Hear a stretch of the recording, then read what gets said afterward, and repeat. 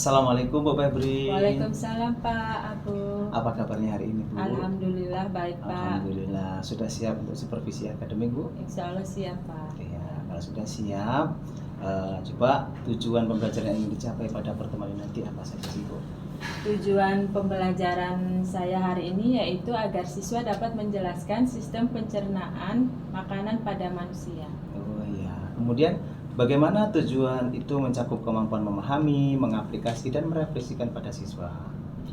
Tujuan dalam memahami itu supaya siswa itu dapat mengidentifikasi organ pencernaan pada manusia. Kemudian siswa mampu menerapkan prinsip kerja sistem pencernaan dan dalam kehidupan sehari-hari. Kemudian siswa dapat menjelaskan fungsi organ pencernaan makanan. Itu merupakan tujuan pembelajaran saya pada hari ini Pak. Ya, bagus. Apakah tujuan tersebut sudah dirumuskan dalam bentuk tujuan operasional yang jelas dan terukur Bu?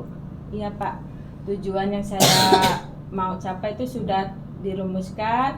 Contohnya misalnya dapat mengidentifikasi dan menjelaskan fungsi organ pencernaan. Kemudian siswa juga dapat menjelaskan sistem pencernaan pada makanan. Sistem pencernaan makanan pada manusia. Aktivitas apa saja yang akan dilakukan siswa agar tujuan pembelajaran itu dapat tercapai?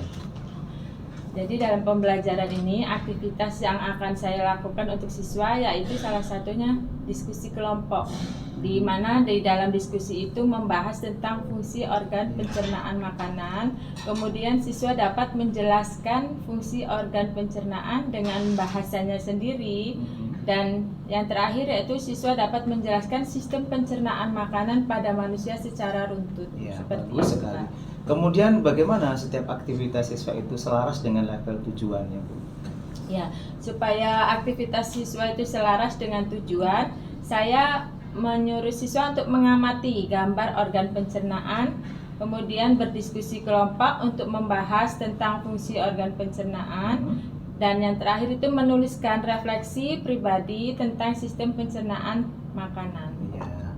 Kemudian instrumen penilaian apa yang akan digunakan untuk melihat proses dan hasil aktivitas siswa pada setiap level tujuan?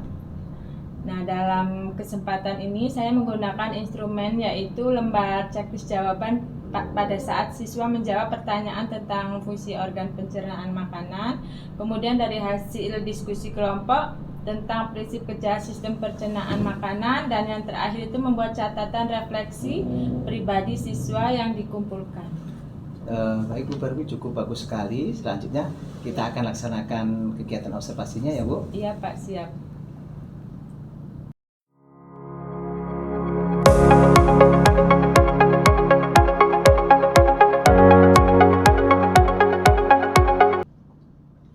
Bagaimana Bu Febri perasaannya setelah tadi melaksanakan observasi Bu?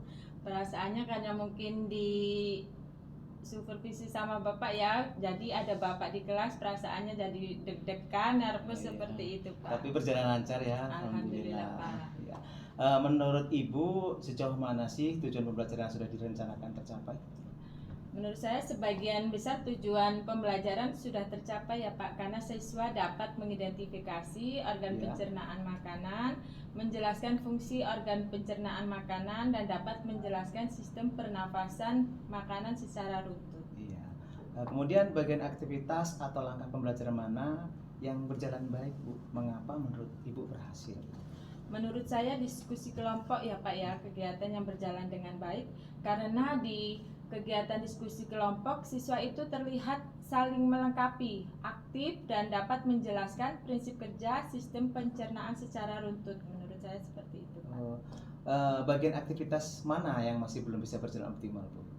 Ya, menurut saya kegiatan refleksi pribadi ya Pak ya yang masih belum optimal, karena beberapa siswa hanya menuliskan tentang fungsi organ pencernaan makanan sesuai dengan teks bacaan yang ada di buku, belum dengan bahasanya sendiri gitu Pak. Jadi masih terpaku dengan buku seperti itu. Bagaimana caranya Ibu bisa melakukan atau memperbaiki bagian yang belum optimal itu? Saya akan memberikan panduan refleksi Pak, berupa beberapa pertanyaan-pertanyaan pemandu supaya siswa lebih terarah dalam menuliskan pemikirannya. Kemudian siswa dapat menuangkan dan dapat menulis menggunakan bahasanya sendiri yang runtut seperti itu. Tapi boleh kan saya nanti memberikan umpan balik yang spesifik dan praktis untuk mendukung perbaikan itu? Iya Pak, tentu saja boleh. Baik, kemudian kemampuan apa yang masih Ibu butuhkan agar lebih berhasil lagi dalam membimbing siswa? Saya perlu meningkatkan kemampuan untuk menyusun pertanyaan-pertanyaan yang reflektif, yang lebih mendalam dan lebih menarik lagi bagi siswa. Mungkin seperti itu. Terakhir nih Bu, Iya. apa gagasan Ibu sendiri untuk mengembangkan kemampuan tersebut ke depannya? Mungkin saya akan berencana mencari referensi, misalnya pertanyaan reflektif dari buku maupun pelatihan, kemudian menerapkannya secara bertahap di kelas supaya siswa terbiasa untuk mengungkapkan dan menjelaskan tugas dengan menggunakan bahasanya sendiri secara runtut seperti itu. Iya. Terima kasih Bu Febri. Iya, Pak, sama-sama. Mudah-mudahan observasi ini bisa bermanfaat untuk Ibu dan untuk kedepannya nanti. Amin. Terima kasih Terima Pak. kasih atas pertemuannya hari ini. Terima kasih, Selamat Pak. bekerja kembali. Terima kasih.